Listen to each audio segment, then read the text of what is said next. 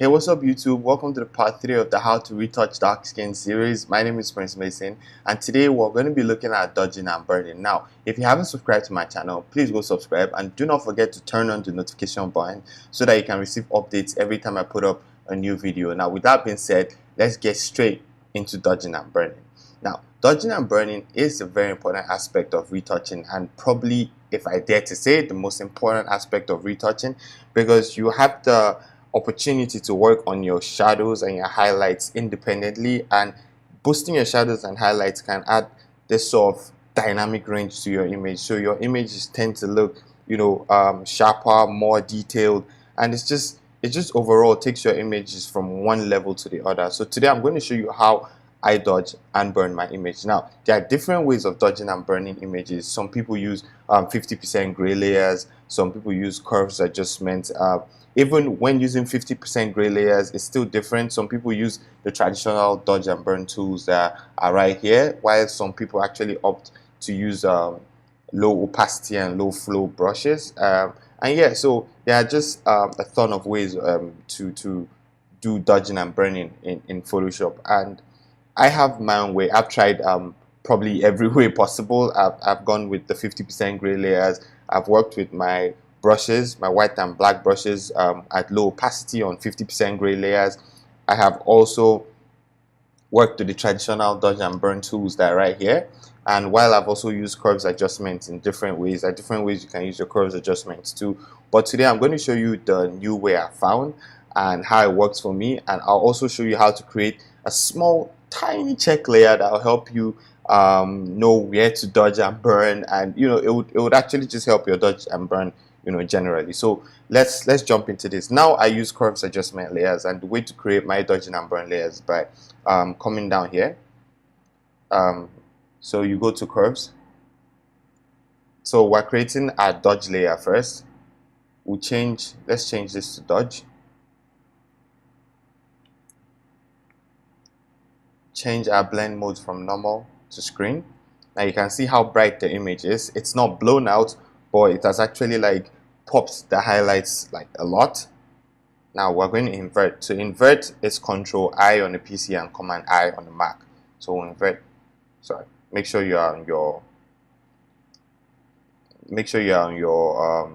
mask when. Make sure your mask is clicked when you're inverting. So I'm going to invert that back to normal. Create a new curves layer. Now we're going to name this burn.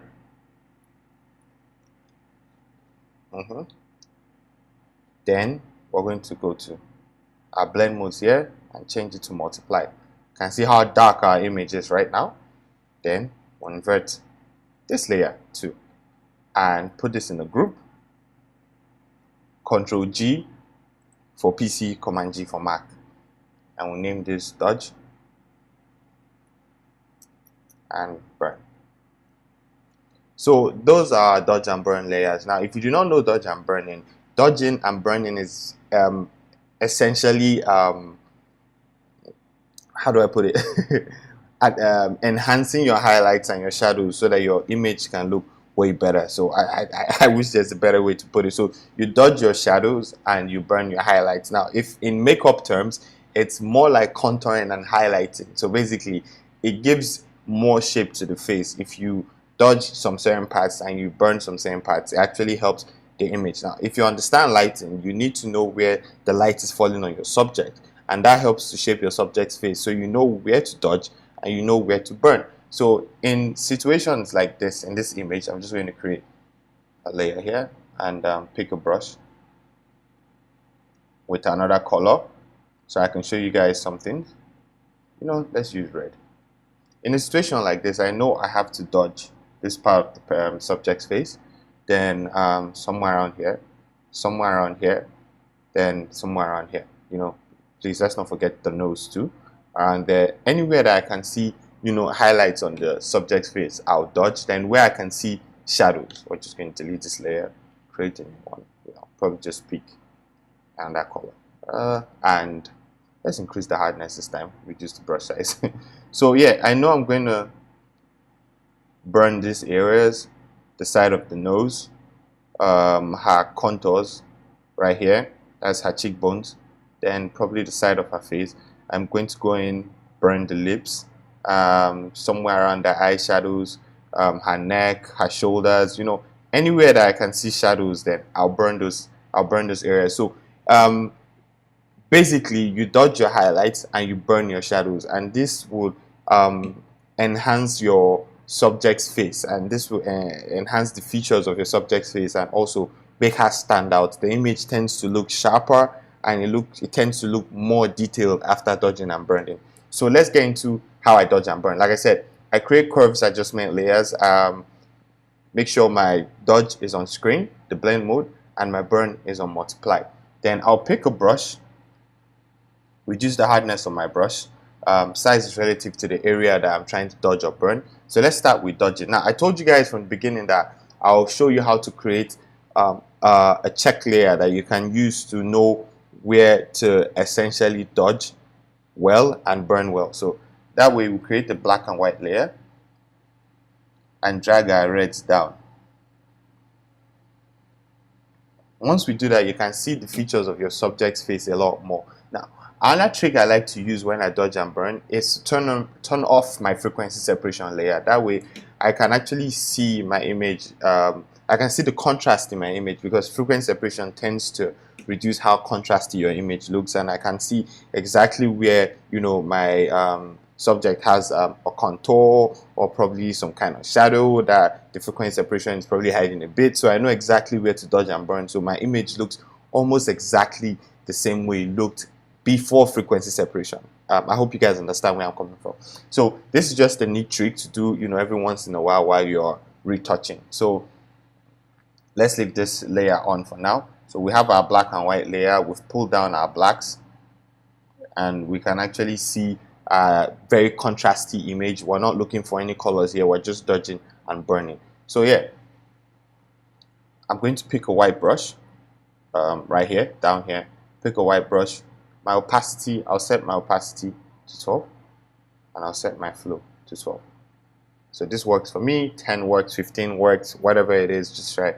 I'll come to my dodge layer, make sure I'm on my layer mask, and I'll start dodging my image. So basically, I'm going to do my global dodge and burn first, before I jump into dodging some smaller details.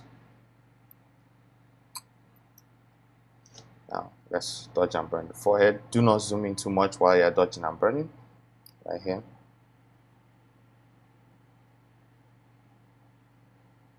Okay, so this works for me. Then I'll come down to the cheek somewhere around here. So as you can see, for now I'm using big brushes. Then right here too.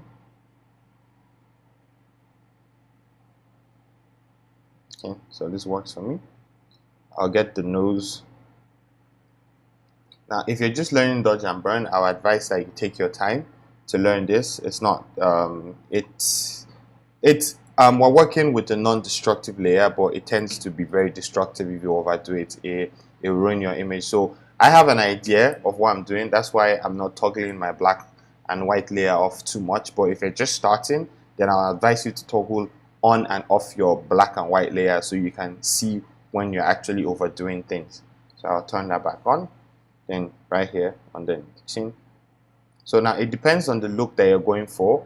The look that you're going for will determine how much you're going to dodge and how much you're going to burn your image. So if you're going for a very subtle, soft look, then your dodge and burn will be very minimal. But if you're going for something that is really harsh and contrasty, you probably have to dodge and burn a little more. But do not overdo dodging and burning. You have to find a sweet spot to it. So I'm just here, my global dodge and burn. Again, the right places around the face. I'll zoom in now to get some more detailed places. Like I said, the area that you're dodging or burning would actually determine how big or how small your brush is. So yeah, I'm just going to work on this area right here. So I'm going to toggle on and off my.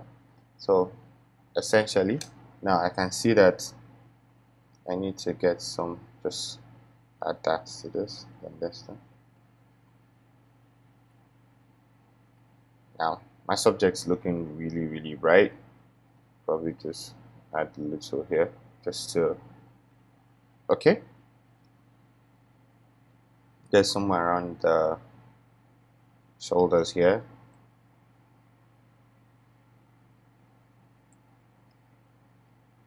Somewhere around here too.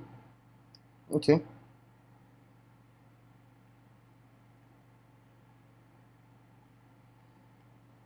I think we're doing pretty okay here.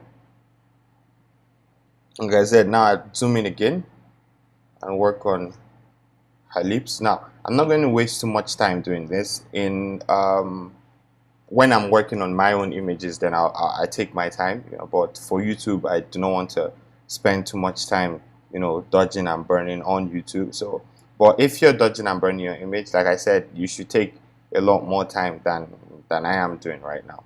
So make sure you get in and get the details.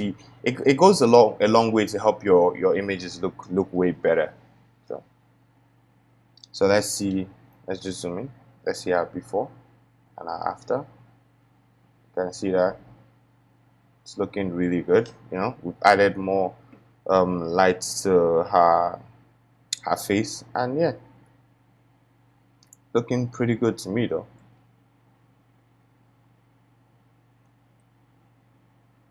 Okay.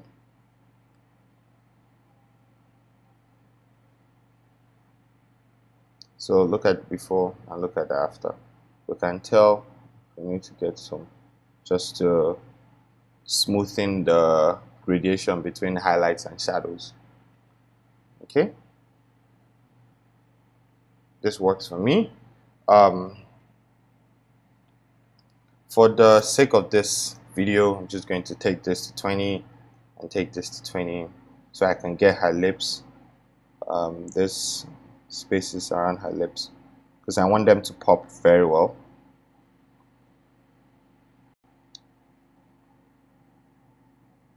I hope you guys are enjoying listening to my voice without any music.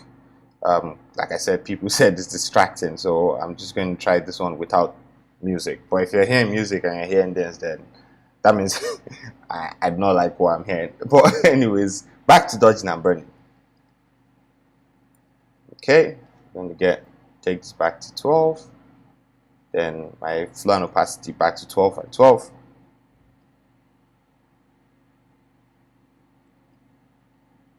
Make sure you get almost everywhere that you need to, because you don't want one of your image, one part of your image looking really nice and sharp and crisp, then the other part looking dull. So yeah.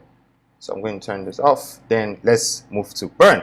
Now, once you click this, once you toggle on your black and white layer, you know exactly where you're going to be burning. So now, make sure you use small brushes and big brushes so you can get exactly the exact shape of the face. So somewhere around here, I know this place is darker than this, so I'm just going to use a small brush to bring the shape here out. Then I'll use a big brush to toggle this part too. Then right here too, same thing here. Then use a bigger brush to go over this place. Then somewhere around here, just use a big brush to go over that. Then her nose too, small brushes. Like I said, make sure you're not all the way zoomed in when you're working on your image. I do not like zooming in because I want to see what my image looks like when somebody is looking at my image, because nobody's going to look at your image like this, obviously. So yeah, back to my brush tool.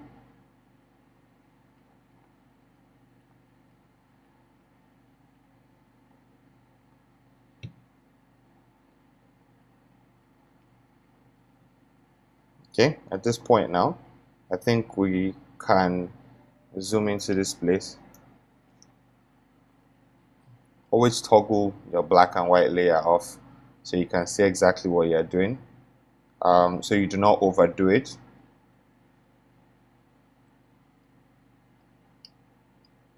Okay, so let's see where we are at now with this, before and after.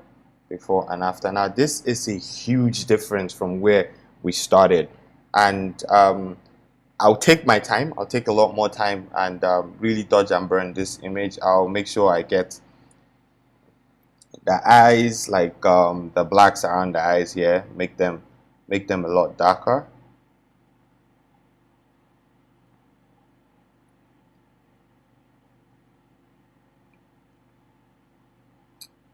Yeah.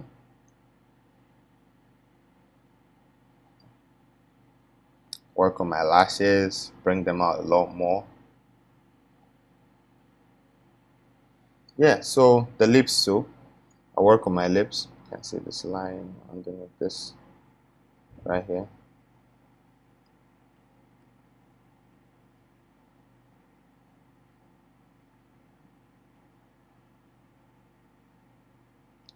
Make sure my image is popping all around and not just one part of my image. The ears too. I'll make sure I'm getting the ears. I'll make sure I get every part of my image so one part does not look better than the other one. So everything looks really good and balanced. Trust me, it's not easy to talk and retouch. So yeah, let's look at this for our global dodge and burn. What do you guys think? This is our before and this is our after. So let's look at where our image started from our frequency separation down to dodging and burn now, or no, from the part one, which is which was working with your image in Capture One, processing your raw files. So this is where we started. This is our image and where we started. Then frequency separation, and now dodge and burn. Well, it's safe to say that we have actually made progress on this image. So yeah, thank you for watching today's video, and like I said, make sure you practice your dodging and burning a lot more than I showed you today. You know, take your time when you're dodging and burning, and you definitely get better at it and probably even get way better results than what I got here today. So yeah, thank you for watching today's video. If you liked this video, please smash that like button and give me a thumbs up. If you enjoyed today's video and you're looking to see more, do not forget to subscribe to my channel and turn on the notification button. If this helped you in any way and you like this type or this style of dodging and burning, or probably you have your own style that works for you, please comment below, let me know, and I'll see you guys in the next video where we're going to be moving into working with skin tones and sharpening your images. I'll probably try and put all that into one video so that we end this in part 4 if it's possible, but I'll let you guys know. Thank you so much for watching this video, and as always, I am Prince Mason, and I'll see you guys in another video. Peace.